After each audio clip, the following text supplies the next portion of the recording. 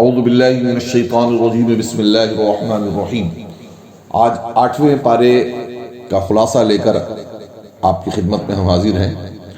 کفار رسول صلی اللہ تعالی علیہ وسلم سے کفار رسول کریم صلی اللہ تعالی علیہ وسلم سے طرح طرح کے مطالبے کرتے تھے کہ ہم اس وقت ایمان لائیں گے جب فرشتے ہمارے پاس اتر کر آئے اور ہمارے جو لوگ مر چکے وہ زندہ ہو کر آئے، یا برزخ و آخرت کے بارے میں آپ جو باتیں ہمیں بتاتے ہیں وہ آپ کے ان دعووں کی تصدیق کریں۔ قرآن نے بتایا کہ ان کی یہ ساری باتیں جہل پر مبنی اور انکار حق کے لیے محض بہانے بازی ہے۔ آیت 112 میں رسول اللہ صلی اللہ تعالی علیہ وسلم کو تسلی دیتے ہوئے اللہ نے فرمایا کہ اور اسی طرح ہم نے ہر نبی کے لیے شیطان انسانوں اور جنوں کو دشمن بنایا جو لوگوں کو دھوکے میں ڈالنے کے لیے ایک دوسرے کو خوشنما باتیں دلوں میں ڈالتے ہیں۔ مزید فرمایا کہ وہ اس لیے کرتے ہیں کہ تاکہ منکرین آخرت کے دلوں کو اپنی طرف مائل کریں۔ آیت نمبر 117 اور 118 میں فرمایا کہ جس حلال جانور پر ذبح کے وقت اللہ کا نام لیا گیا ہو اسے کھاؤ۔ محرمات کو تمہارے لیے تفصیل سے بیان کر دیا گیا، صرف حالت اضطرار میں بقائے حیات کے حد تک ان سے استفادے کی اجازت ہے۔ مزید فرمایا کہ جس ذبیح پر اللہ کا نام نہ لیا گیا ہو اسے نہ کھاؤ۔ آیت نمبر 123 میں فرمایا گیا اور اسی طرح ہم نے ہر بستی میں ان کے مجرموں کو سردار بنایا تاکہ وہ وہاں فریب کاری کریں اور ان کے دجل و فریب کا وبال انہی پر آئے گا۔ آیت نمبر 124 میں فرمایا گیا جب ان کے پاس کوئی نشانی آتی ہے تو وہ کہتے ہیں کہ ہم ہرگز ایمان نہیں لائیں گے حتیٰ کہ ہمیں بھی اس کے مثل دیا جائے جیسا کہ اللہ کے رسولوں کو دیا گیا۔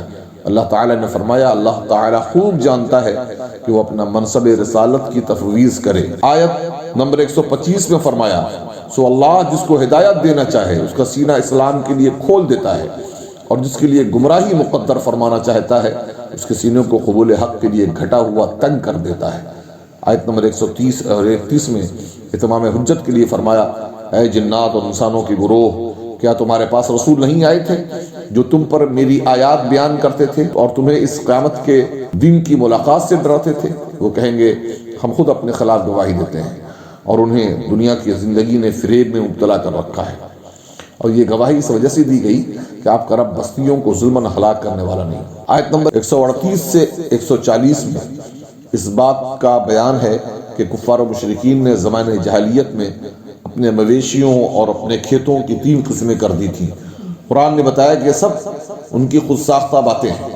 آیت نمبر 141 سے 146 میں اللہ نے پھلوں، کھیتوں اور جانوروں کے ذریعہ عطا کی جانے والے نعمتوں کا بیان کر کے فرمایا کہ اللہ کی ان نعمتوں کو کھاؤ، اسراف نہ کرو، فضول خرچی نہ کرو اور شیطان کے نقش قدم پر نہ چلو۔ پھلوں اور کھیتوں کی پیداوار میں اللہ تعالیٰ کے حق یعنی عشر یا نصف عشر کو ادا کرو۔ پھر فرمایا کہ یہود کی سرکشی کی وجہ سے ناخن والے جانوروں اور گائے اور بکری کی چربی کو ان پر حرام کر دیا گیا تھا، انہوں نے اسے پگھلایا اور فروخت کر دیا۔ آیت نمبر 148 میں ہر دور کے منکرین کے ایک نفسیاتی حربے کو بیان کیا کہ وہ جو کچھ بھی کر رہے ہیں یہ اللہ کی مشیت ہے، اگر وہ نہ چاہتا تو ہم یہ سب کچھ نہ کر پاتے۔ در حقیقت بات یہ ہے کہ اللہ کی مشیت اور ہے اور اس کی رضا اور ہے۔ مثلا مجرم کو سزا دینا کی رضا میں ہے کہ کوئی اس کی نافرمانی نہ کرے۔ اگر سب کو جبری طور پر اطاعت کے راستے پر ڈالنا اللہ تعالیٰ کی مشیت ہوتی تو کسی کو مجال نہ تھی کہ اس کی حکم عدولی کرے۔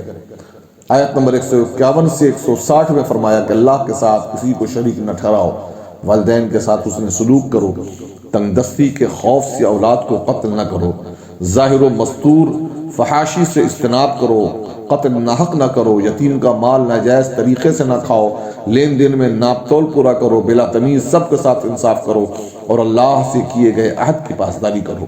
یہ 9 شرعی احکام دین اسلام کی تعلیمات کا خلاصہ اور لب لباب ہے، اور باقی تمام شرعی احکام انہی پر منحصر ہیں۔ اس لیے فرمایا کہ یہی سیدھا راستہ ہے، فرقہ بندی چھوڑ کر اسی کی پیروی کرو اور کتاب الہی کے احکام کو ملحوظ رکھو۔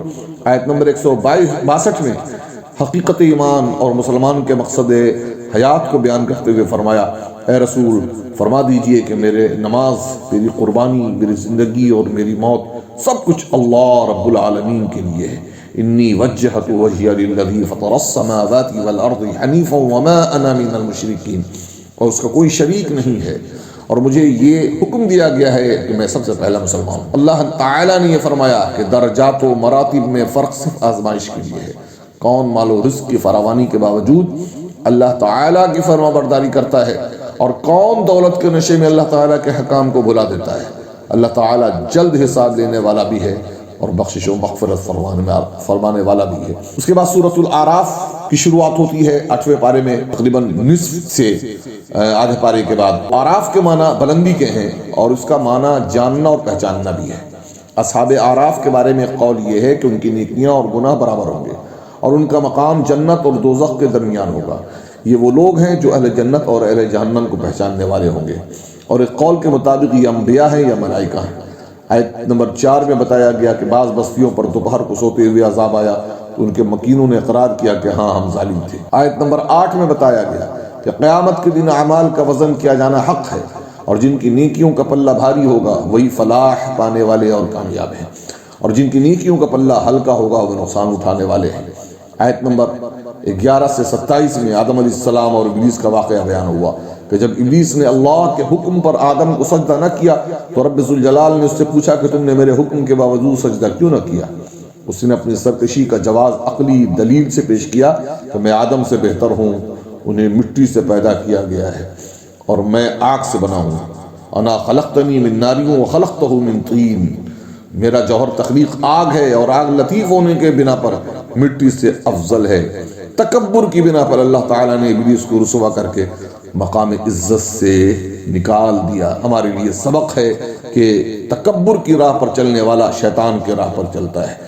ابلیس کو اللہ تعالیٰ نے یہ مہلت عطا کر دی، اس پر اس نے کہا کہ میں صراط مستقیم پر ہوں، گھات لگا کر بیٹھ جاؤں گا اور بنی آدم کو دائیں بائیں آگے پیچھے حتیٰ کہ ہر جانب سے گمراہ کروں گا۔ اللہ نے فرمایا تمہارے پیروکار جہنم میں جائیں گے۔ اللہ تعالیٰ نے آدم و حوا علیہ السلام کو جنت میں داخل کیا اور انہیں خاص درخت کے قریب جانے سے منع فرمایا۔ شیطان نے ان کو وسوسہ ڈالا اور مخلص اور خیر خواہ کا روپ اختیار کر کے آپ لوگوں کو اس درخت کے قریب جانے سے محض اس لیے منع کیا گیا ہے کہ آپ کے قریب جا کر آپ لوگ فرشتے بن جائیں گے اور آپ لوگوں کو ابدی زندگی مل جائے گی۔ اس نے قسمیں کھا کر اپنی خیر خواہی کا یقین دلا کر حضرت آدم و حوا سے خطا کرائی، پھر ان سے یہ اجتہادی خطا ہوئی اور اس درخت کو چکھنے سے ان کی شرمگاہیں ظاہر ہوئیں اور وہ درختوں کے پتوں سے اپنے سطر کو ڈھانپنے لگے۔ یہاں قرآن نے بھی بتایا کہ شیطان کا مقصد ان کے سطر کو بے حجاب کرنا تھا۔ اپنی اجتہادی خطا کا احساس ہونے پر آدم علیہ السلام نے توبہ کی اور ان کی توبہ کے کلمات آیت نمبر 23 میں بیان ہوئے۔ پھر انہیں جنت میں زمین پر اتارا گیا اور فرمایا ایک مقررہ مدت تک تمہیں یہیں رہنا ہے۔ حضرت آدم کی مشہور دعا قرآن میں ہے ربنا ظلمنا انفسنا وَإِن لَّمْ تَغْفِرْ لَنَا وَتَرْحَمْنَا لَنَكُونَنَّ مِنَ الْخَاسِرِينَ۔ بہرحال پھر اللہ تعالیٰ نے مقصد لباس بیان فرمایا کہ ہم نے بنی آدم پر لباس اس لیے اتارا کہ ان کی ستر پوشی ہو اور سامان زینت ہو، اور سب سے بہتر لباس تو تقویٰ ہے۔ پھر بنی آدم کو متنبہ کیا گیا کہ شیطان کے مکر و فریب میں نہ آئیں، اس کو یہ ملکہ دیا گیا ہے کہ وہ تمہیں ہر جہت سے دیکھ سکتا ہے۔ آیت نمبر 21 اور 32 میں فرمایا ہے بنی آدم ہر عبادت کے وقت لباس زینت کو اختیار کرو اور اسراف سے بچتے ہوئے اللہ کی نعمتوں سے استفادہ کرو۔ پاکیزہ چیزیں خواہ لباس ہو یا خوراک مومنوں کے لیے حلال ہے۔ اللہ نے ظاہر و باطن میں بے حیائی اور گناہ اور عقل سے عدول کو حرام قرار دیا ہے۔